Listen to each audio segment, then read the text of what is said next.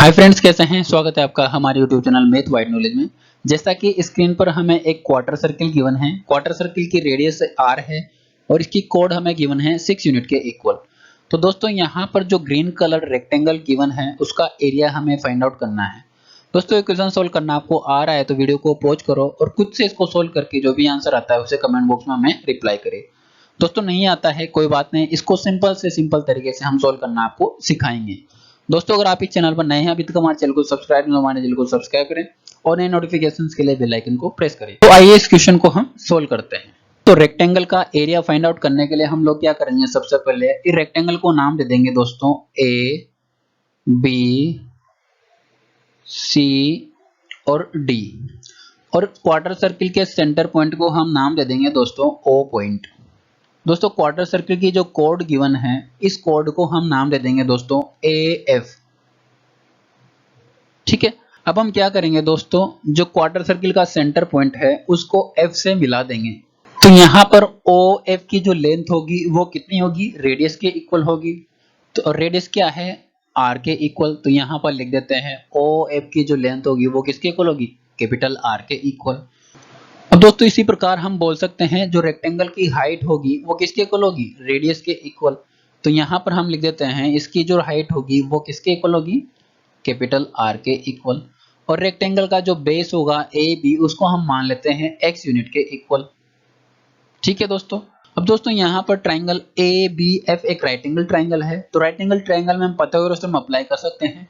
तो यहाँ पर हम लिख देते हैं दोस्तों right angle triangle A B F में, तो right angle triangle A B F में हम क्या लिख सकते हैं, ए एफ स्क्वायर वो किसके इक्वल होगा, A B square plus B F square के इक्वल।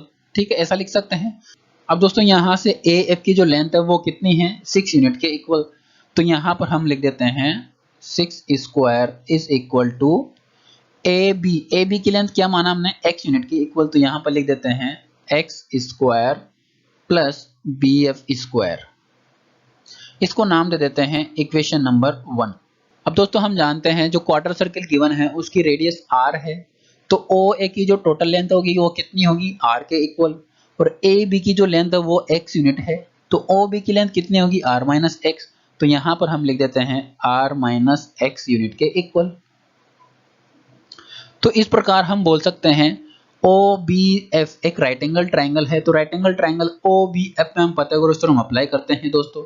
तो यहाँ पर लिख देते हैं right angle triangle O B F में, तो ओ बी एफ में हम पाइथागोरस थ्योरम के अकॉर्डिंग क्या लिख सकते हैं, O F square O B square plus B F square के इक्वल होगा। अब यहाँ से ओ एफ की जो लेंथ होगी वो कितनी होगी, रेडियस के इक्वल यानी कि कैपिटल आर के इक्वल, इसका स्क्वायर।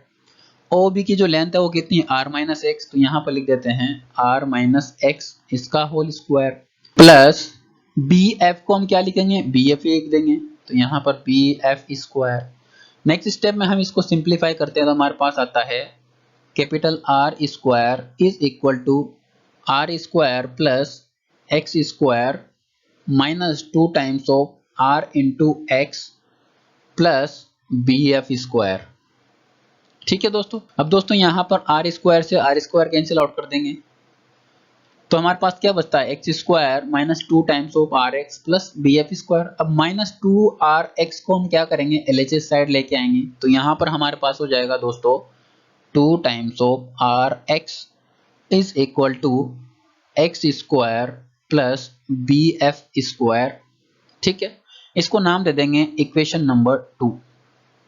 अब दोस्तों हम जानते हैं X square plus B F square की जो वैल्यू है वो कितनी है, 6 स्क्वायर के इक्वल इक्वेशन नंबर 1 से।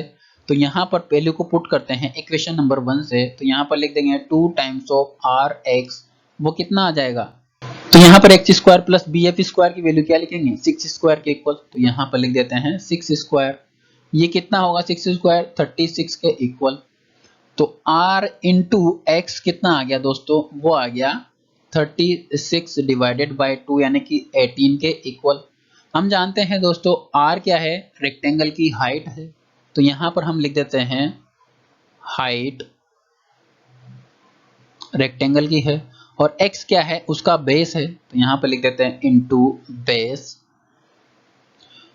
Is equal to 18।